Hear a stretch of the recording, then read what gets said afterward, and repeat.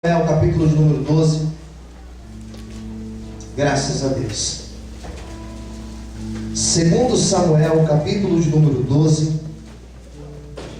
Nós vamos ler apenas um versículo da palavra de Deus. Versículo de número 24. Segundo Samuel 12, versículo 24. Percebeu que o irmão do lado está sem Bíblia? Chame ele para ler junto com você. Vamos compartilhar da palavra de Deus. Diz assim, segundo Samuel 12, 24. Posso ler? Quem já encontrou? Diga amém. Amém. Vamos lá.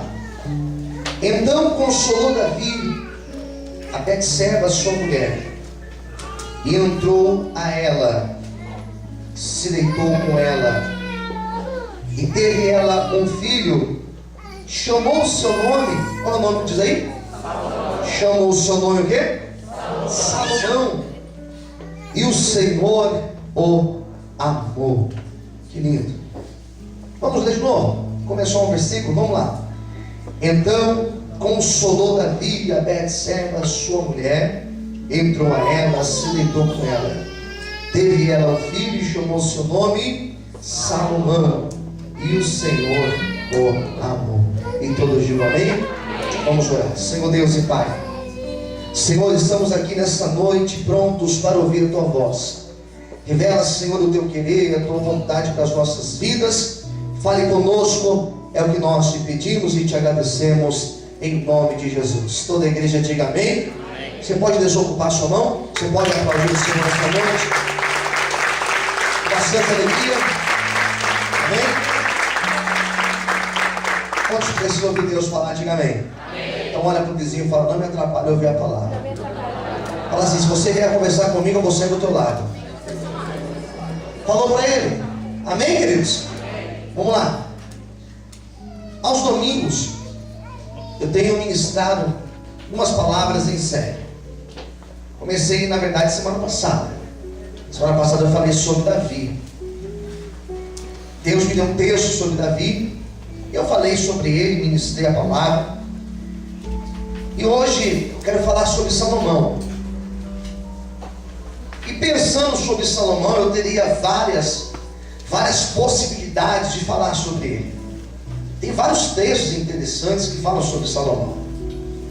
Poderia falar no começo do seu reinado, quando antes de assumir o trono, ele ora, ele clama a Deus, pede a Deus sabedoria. Poderia ler o texto quando ele sobe no monte para orar, e lá no monte ele oferece 1000 holocaustos a Deus. Poderia usar esses textos. Poderia usar o texto quando a rainha de Sabá vai falar com ele, textos que falam sobre a sabedoria de Salomão. Pensei em usar Eclesiastes para pregar sobre ele. Mas olhando para a vida de Salomão e buscando de Deus, não basta apenas falar de Salomão, mas buscando de Deus uma direção para a pregação de hoje, Deus me deu esse texto. Esse texto fala do nascimento de Salomão, fala do pai e da mãe de Salomão. E falar de Salomão é preciso antes falar de quem foi o pai dele, quem foi a mãe dele. O pai de Salomão todo mundo conhece, foi Davi.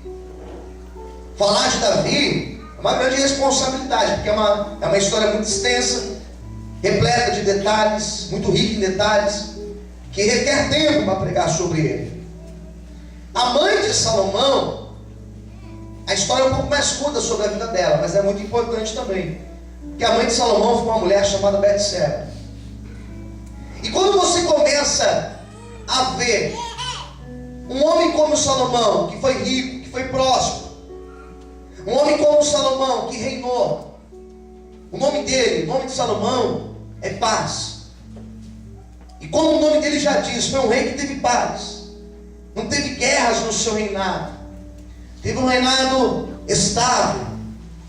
Quando você lê a história desse homem, você começa a pensar: olha, peraí, se ele foi tudo isso, se ele teve todos esses benefícios da parte de Deus, sabedoria como ninguém teve, uma prosperidade como ninguém teve, se ele foi um homem tão ilustre, tão grande, como a história vai falar, deve ter uma origem muito boa.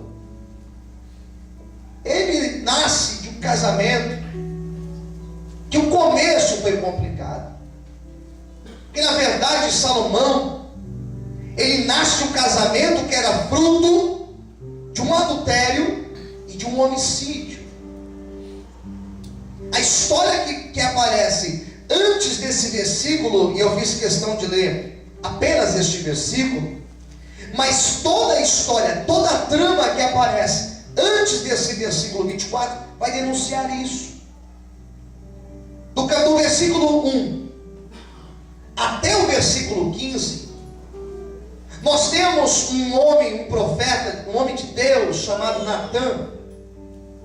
Esse tal Natã, ele foi usado por Deus para ir falar com Davi. Porque quando Natã vai falar com Davi, Davi tinha cometido um erro e tinha consertado o erro dele com outro erro. E se existe um erro, é consertar erro com erro. Erro se conserta com acerto. Quem entendeu, diga amém.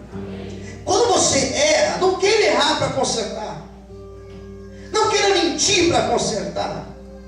Não queira prejudicar outras pessoas para tentar consertar o teu erro. Não vai nessa.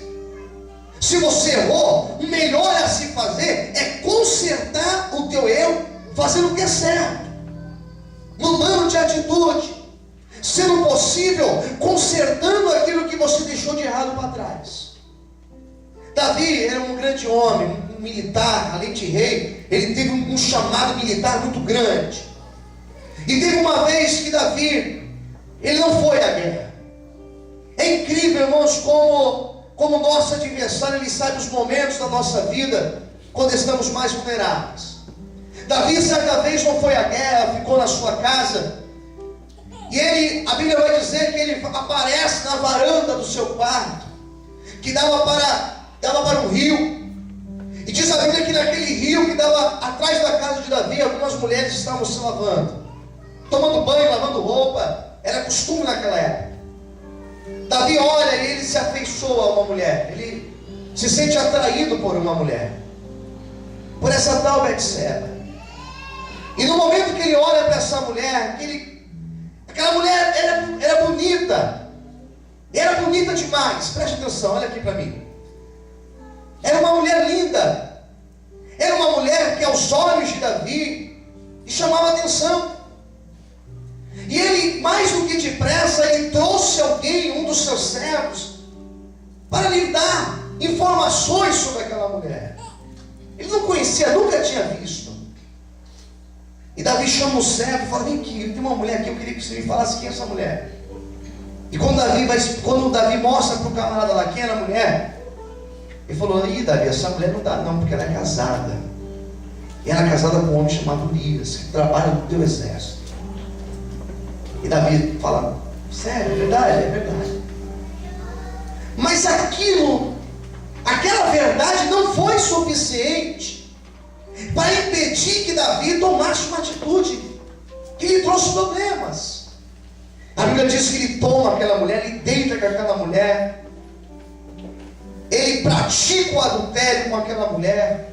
Foi algo tão duro, foi algo tão complicado que Davi, ele se apaixona por aquela mulher, e ele perde o juízo, ele joga tudo para o alto, e ele resolve dar um jeito na situação, porque esse Urias não estava na cidade, esse Urias não estava em casa, e aquela mulher engravida nesse meio tempo. E quando ela vai e fala para Davi: Davi, eu estou grávida, e meu marido vai saber que não é dele esse filho. Na mente de Davi começam a surgir vários pensamentos de como dar um jeito na situação. E o primeiro pensamento dele foi: vou trazer o cara de volta, vou mandar trazer esse Urias de volta, vou dar férias para ele. Ele ficará na casa dele e já está resolvido o problema. E quando ele manda trazer esse Urias não aceita férias. Urias fala: não tem como ter férias, ele, sendo que o povo está em guerra, eu preciso estar na guerra. E Davi então insiste para ele ir para a casa dele e falou: não, não vou para casa, vou ficar aqui na tua porta.